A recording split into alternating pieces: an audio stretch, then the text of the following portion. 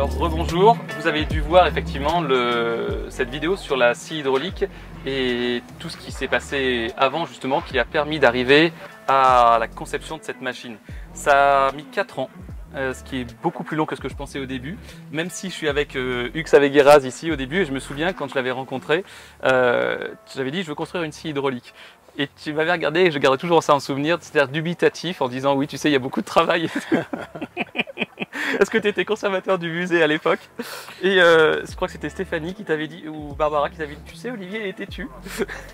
Et grâce à toi, parce que tu nous as tellement apporté de connaissances, on va en parler juste après, on a réussi à faire ce prototype que tu as vu tout à l'heure qui est magnifique, j'ai pas d'autres mots parce qu'il est magnifique. Alors toi, Hux Avegueras, qui es-tu?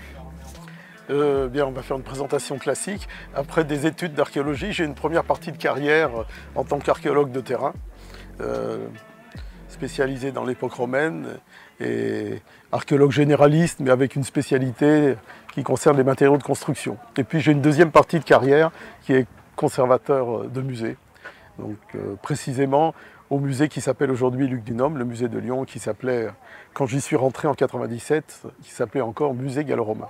Donc c'est là où j'ai eu l'occasion de rencontrer donc des enseignants de l'école centrale, de faire avec eux plusieurs projets d'étudiants chaque année.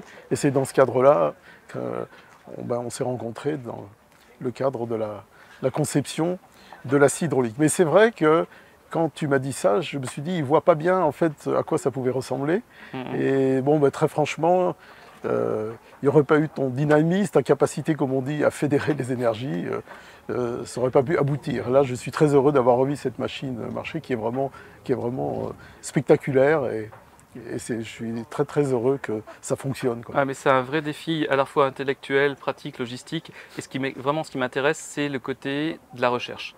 La recherche, les questionnements, c'est-à-dire pourquoi, comment ça fonctionnait, et en plus l'absence de traces, sinon les deux gravures qu'on avait retrouvées, quelques travaux qui ont été faits, alors tu avais les moulins, etc. Et surtout les matériaux et la découpe. Alors moi, je n'étais pas spécialiste du tout, hein. J'ai beaucoup lu, j'ai croisé donc Jacques Dehaze qui était des Compagnons du Devoir, et puis toi. Et toi, ta spécialité, c'est effectivement les matériaux, c'est-à-dire les matériaux les pierres en tout cas, qui servent à faire à parer les édifices ou à faire les édifices. Voilà. Alors en fait, moi je suis plutôt, disons, les recherches que j'ai faites, ou mon domaine, ce que je connais à peu près, ce sont les pierres locales. Donc les calcaires qui ont été utilisés à Vienne et à Lyon pour construire aussi bien des édifices publics comme les temples, le théâtre, mais également des choses plus modestes. Là, avec la scie, en fait, la scie, c'est essentiellement pour traiter des pierres en plaques fines qui vont servir de revêtement, en général pour des murs et parfois pour des sols. Mais ce qu'il faut bien préciser, c'est que cette machine hydraulique, on la connaît pour la partie orientale de la Méditerranée. Alors, on suppose qu'il y a un exemplaire en Suisse. Oui. C'est un questionnement parce que c'est les mêmes structures de dépôt.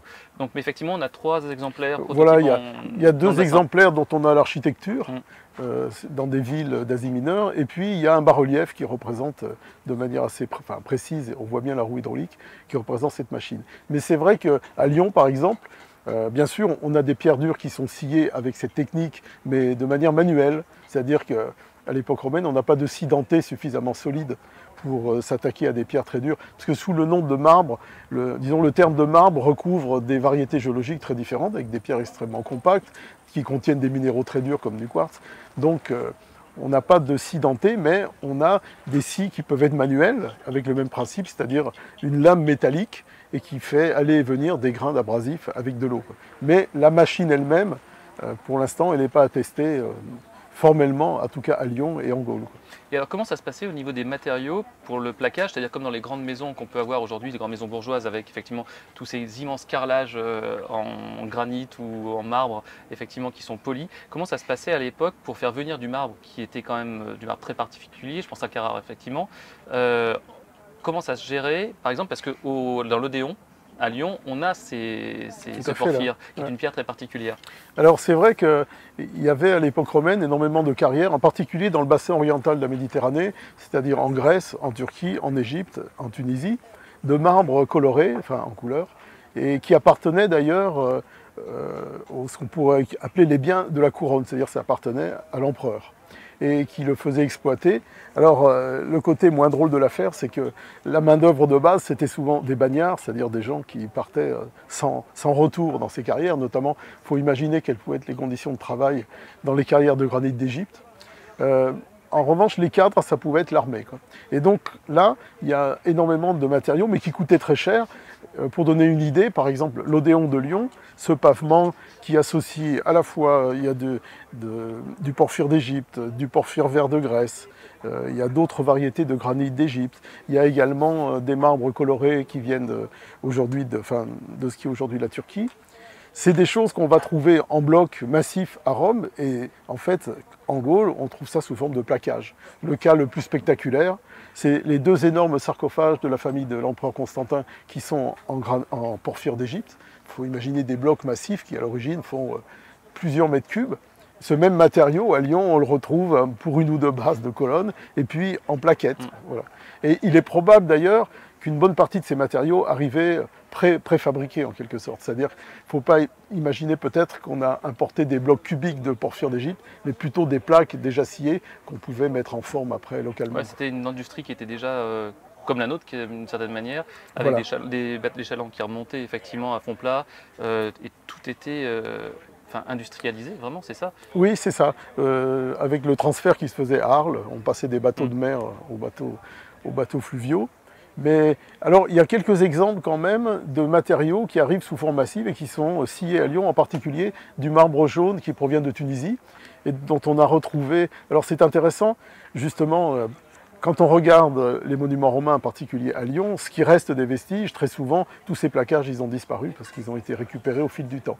Mais en revanche, en fouillant à côté ou à l'intérieur de ces monuments, on retrouve des choses très modestes qu'on appelle les sols de travail, c'est-à-dire les endroits où les artisans ont travaillé. Et on retrouve là, en fait, sous forme de produits, de sous-produits, poudre qui servait à scier les marbres, éclats de taille, toute la gamme des matériaux qui avaient été utilisés, mais dont il ne reste plus rien sur les vestiges. Donc c'est ça le paradoxe, c'est que c'est avec des vestiges insignifiants qu'on arrive à avoir les informations les plus utiles pour connaître le décor. Et en particulier à Lyon, les thermes qui se trouvent rue des Farges, dans le 5e, ont connu 2 phases successives. La phase de construction au milieu du 1er siècle. Les artisans qui travaillaient la pierre se sont installés à l'emplacement de la cour des thermes. Et à peu près 70 ans plus tard, l'édifice a été embelli et de nouveau, ils se sont installés. Donc on a une stratigraphie très intéressante qui alterne en fait des couches techniques. Après le sol, le premier sol de la cour, de nouveau des couches techniques, le second sol. Et évidemment, c'est passionnant à étudier. Ouais, et c'est vraiment extrêmement méticuleux, scientifique. Et ce qui est intéressant, c'est de comparer, c'est un grand terme, mais avec ce qu'on peut avoir comme résidu ou comme fonctionnement, en tout cas, sur un cadre, alors multilame ici, automatique. Parce que c'est vraiment très rigolo à voir comment ça se passe. Voilà, c'est ça. En fait, le sous-produit, c'est de la poudre, c'est du sable, quoi. Ce qui est intéressant aussi, je pense, de reconstituer cette machine, c'est que pendant longtemps, on doutait que la bielle soit une invention romaine. C'est-à-dire on pensait que cette pièce qui permet de passer d'un mouvement rotatif à un mouvement alternatif n'existait pas avant le Moyen-Âge. Et donc là, c'est bien de savoir que ça existe, mais c'est encore mieux d'avoir fonctionné. C'est ça, parce qu'effectivement, la plus récente, alors des scies hydrauliques, elle date du 3e après Jésus-Christ. Je crois que ça va être celle de... C'est Éphèse ou Milet, je ne sais plus. C'est Éphèse, c'est ça, puisqu'on s'est basé sur ce modèle-là avec l'engrenage. Et ça veut dire qu'ils avaient tellement, je ne sais pas si c'est avec toi qu'on a évoqué, mais je pense que oui, qu'à l'époque, à l'Empire romain, ils avaient tellement d'argent qu'ils se sont lancés aussi là-dedans parce que tout fonctionnait, ils se sont dit comment automatiser, comment tester, des prototypes. Parce que, on va dire d'une certaine manière, c'était florissant. Mais c'est intéressant parce que l'hypothèse qu'on a souvent entendue, qui est peut-être encore courte, c'est qu'à l'époque romaine, on ne serait pas tellement technique parce qu'on avait une main-d'œuvre abondante sous forme d'esclaves. Pourquoi en fait aller se casser la tête à inventer des machines alors qu'on avait toute la main-d'œuvre disponible? Et classiquement, l'idée qu'on a, c'est que les Grecs sont des inventeurs et les Romains en fait en ont pris une petite partie et puis voilà des ingénieurs, mais il semblait que la pratique de l'esclavage s'oppose au progrès technique. Et puis on s'aperçoit que c'est un petit peu plus compliqué quand même. Ça, d'accord. Mais c'est vrai qu'il y a quelqu'un qui avait écrit un livre qu'on pourrait résumer ainsi: pourquoi les Romains n'ont pas inventé la machine à vapeur?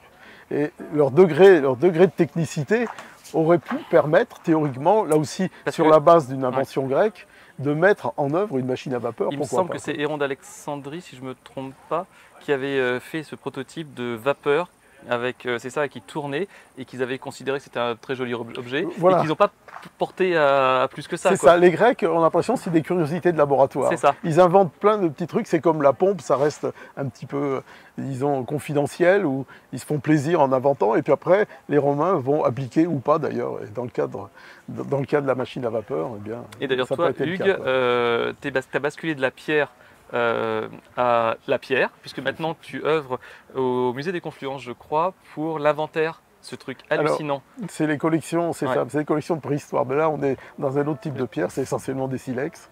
Donc, je participe bénévolement à l'inventaire des collections, en particulier celle d'un préhistorien, un homme remarquable qui était instituteur dans le Beaujolais, qui a écrit un livre en 1899 qui s'appelle « Le Beaujolais préhistorique », qui est absolument précis, sans aucune erreur majeure. Et moi, je suis tout le temps très étonné, sidéré de voir, à une époque où on venait d'inventer la préhistoire, si j'ose dire, il y avait pratiquement pas de manuel, très peu de scientifiques, comment le savoir a pu se diffuser. Ce type, il a dû sortir pas tellement assez rarement du Beaujolais, et il a réussi à faire un livre qui est passionnant et où il y a très peu d'erreurs par rapport à ce qu'on sait aujourd'hui.